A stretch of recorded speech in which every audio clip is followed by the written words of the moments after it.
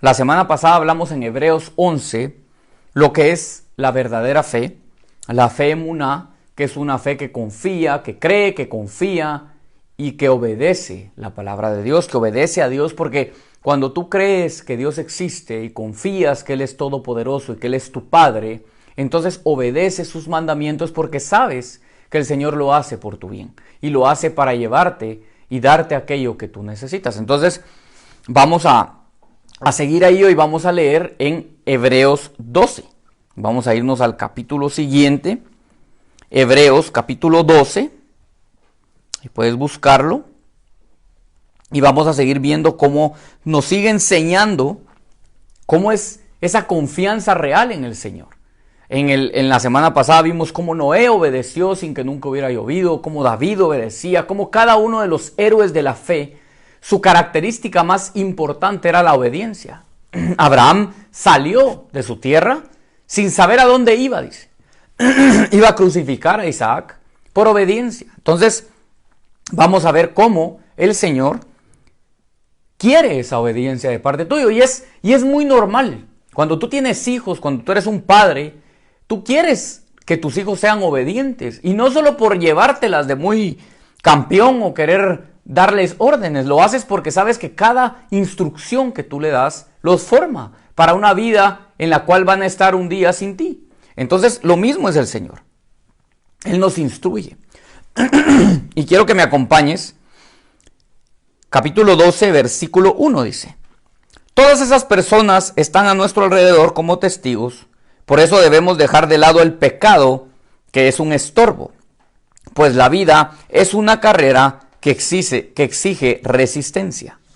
Entonces no es una carrera de velocidad, es una carrera de resistencia. ¿Qué significa eso? Que debemos resistir al diablo, debemos resistir la tentación para mantenernos en esta carrera que es la vida.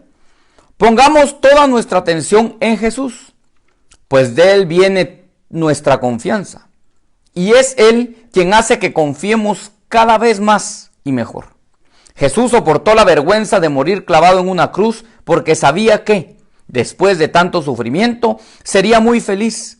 Y ahora se ha sentado a la derecha del trono de Dios.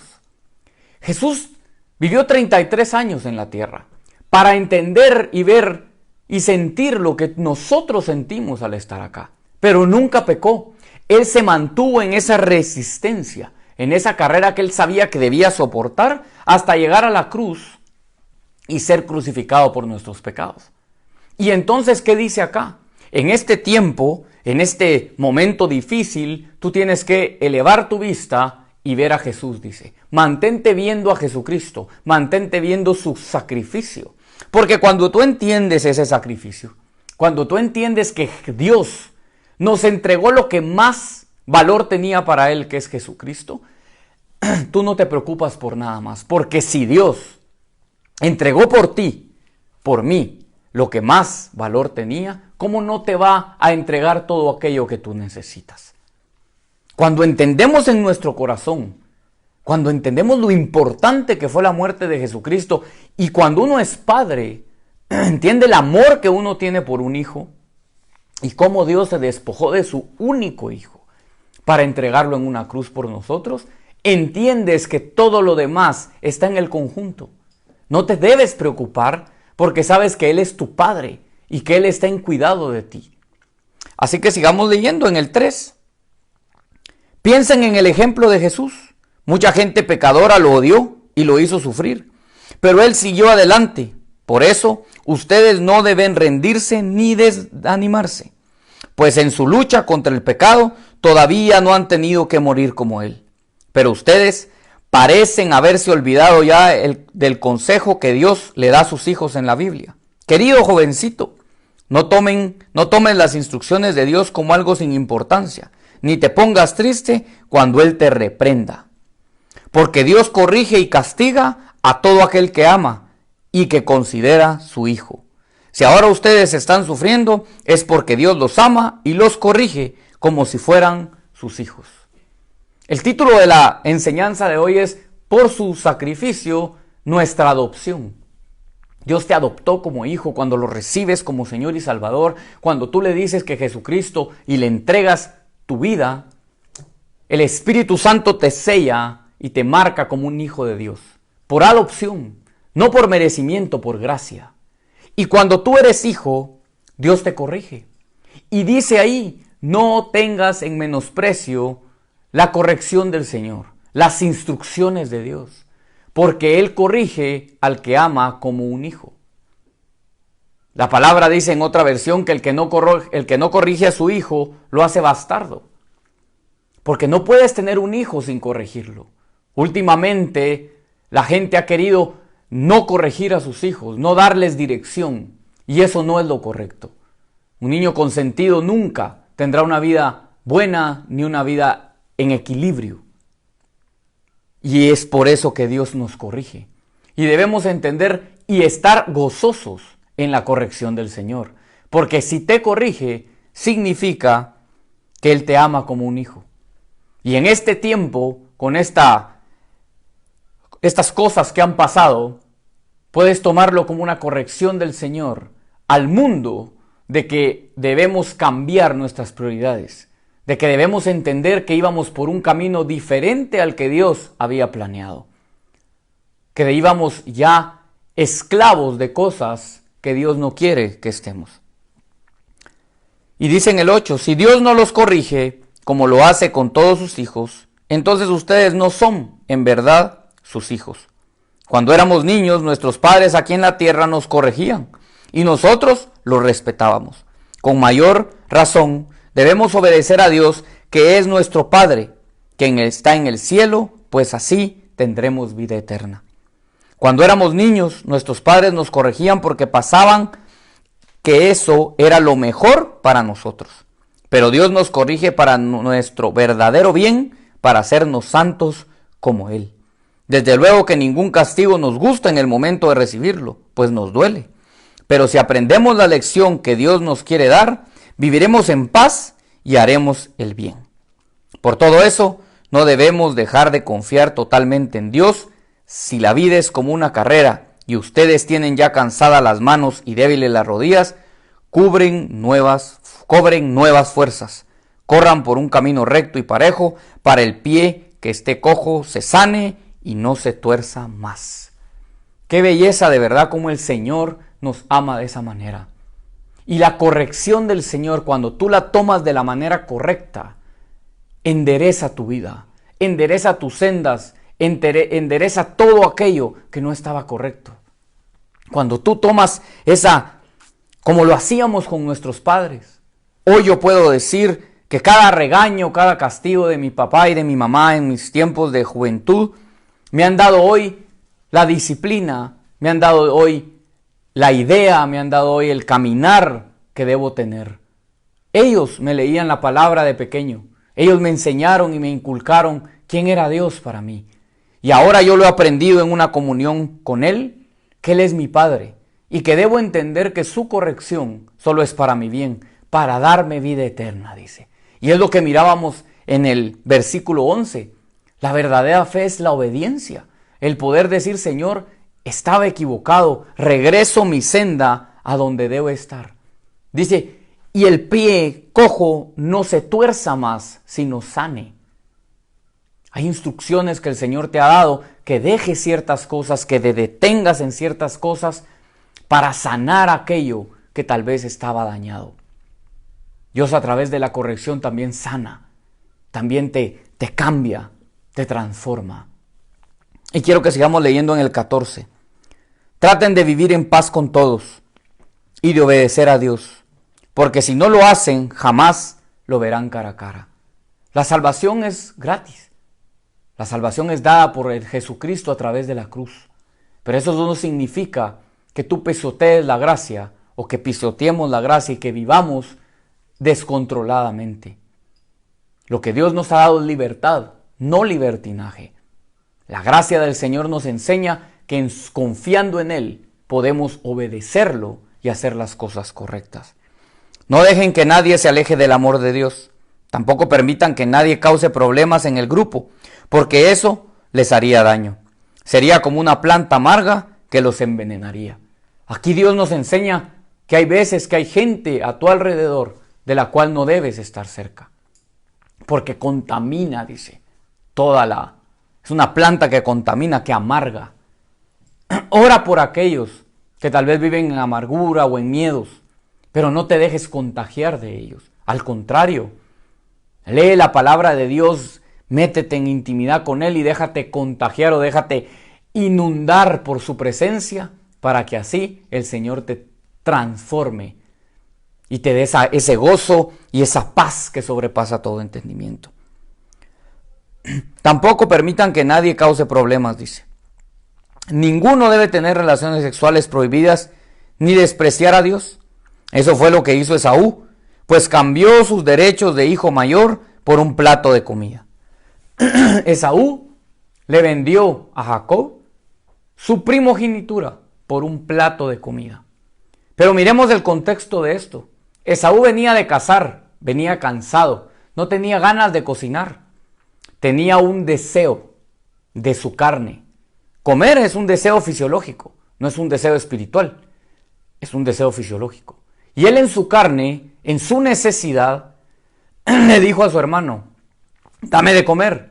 Y él le dijo, si me vendes tu primogenitura, y se la vendió por un plato de comida. Y en muchos momentos de deseo, no estás dándote cuenta que puedes estar perdiendo o alejándote de Dios o vendiendo tu bendición por un deseo, por un plato de comida, por un pecado que te atrae, pero que no es necesario. Pues la comida es necesaria, por supuesto, y debemos comer. Pero Esaú no entendió que él podía quitar su cansancio, preparar su comida y quedarse con su primogenitura y no venderla por un deseo fisiológico que él tenía.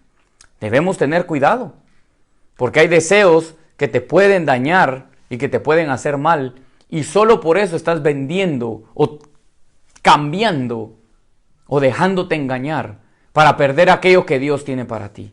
Créeme que hay provisión o hay planes que Dios tiene para ti que puedes arruinar por un deseo, por un pecado. Porque el pecado es un deseo de la carne.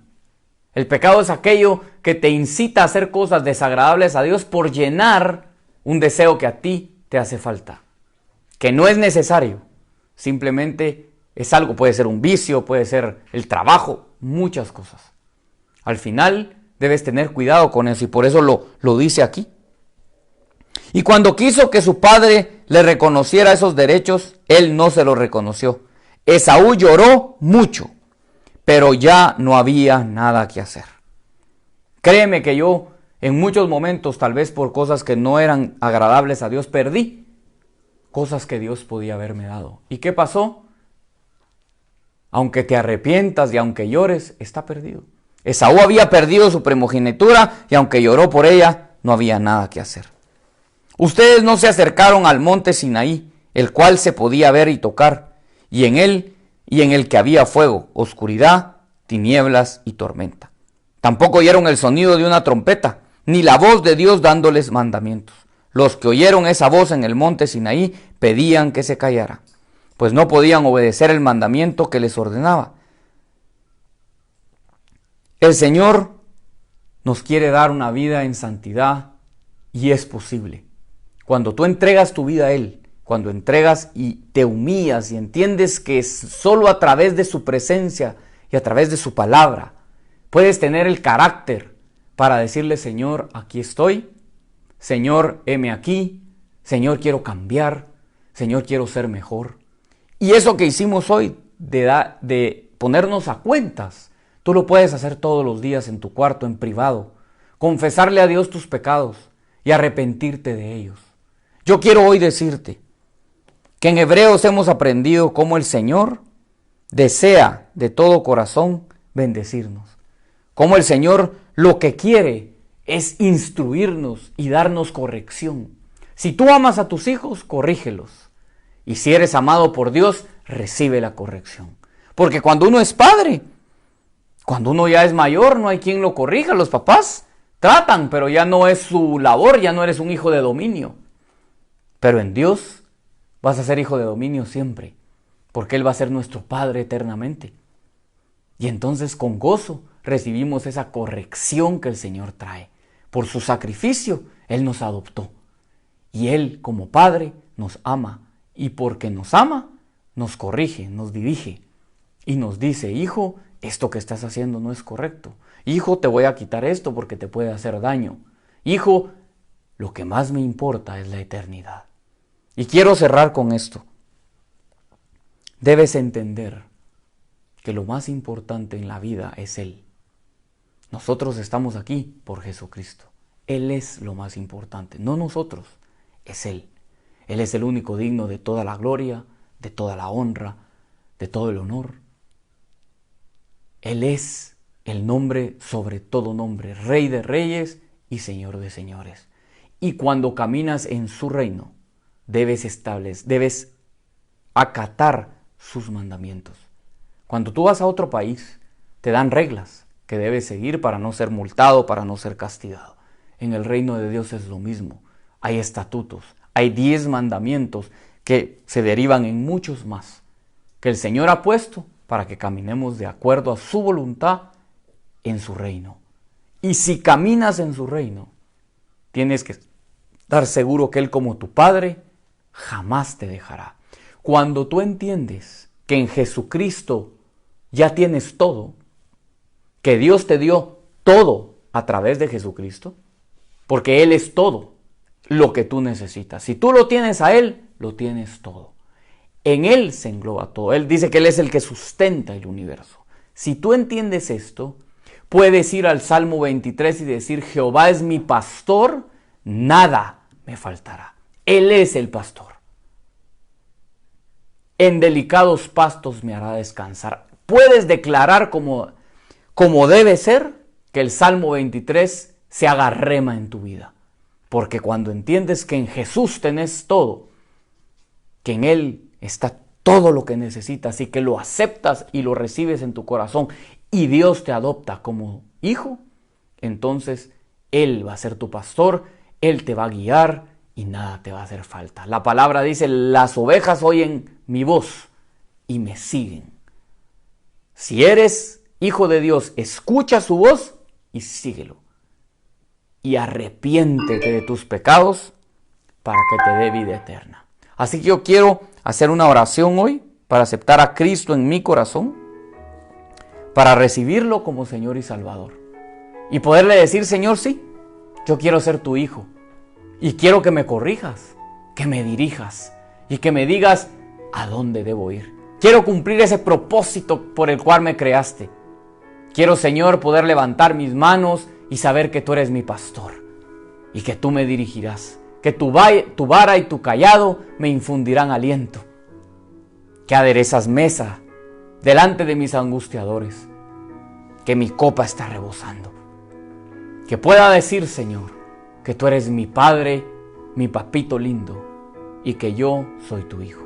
Así que quiero que inclines tu rostro, cierres tus ojos y repitas esta oración conmigo. Señor Jesús, te recibo en mi corazón como mi único Señor y Salvador. Creo y confieso que moriste en esa cruz, que hace 2000 años derramaste toda tu sangre para salvarme. Perdona mis pecados y dame la vida eterna. Escribe mi nombre en el libro de la vida y adóptame como tu hijo. Corrígeme y te entrego mi vida para que tú la gobiernes. En el nombre de Jesús. Amén. Si tú hiciste esta oración por primera vez, que Dios te bendiga. Si te estás reconciliando con Él, excelente. Dios está esperándote con los brazos abiertos. Pide perdón. No te alejes de Él cuando peques, al contrario, acércate, arrepiéntete y búscalo. Deja corregirte por Él, que es un Padre que te ama. Si esto ha sido de bendición para ti, por favor déjanos un comentario ahí en las redes sociales. Puedes escribirnos si necesitas oración, estamos para servirte.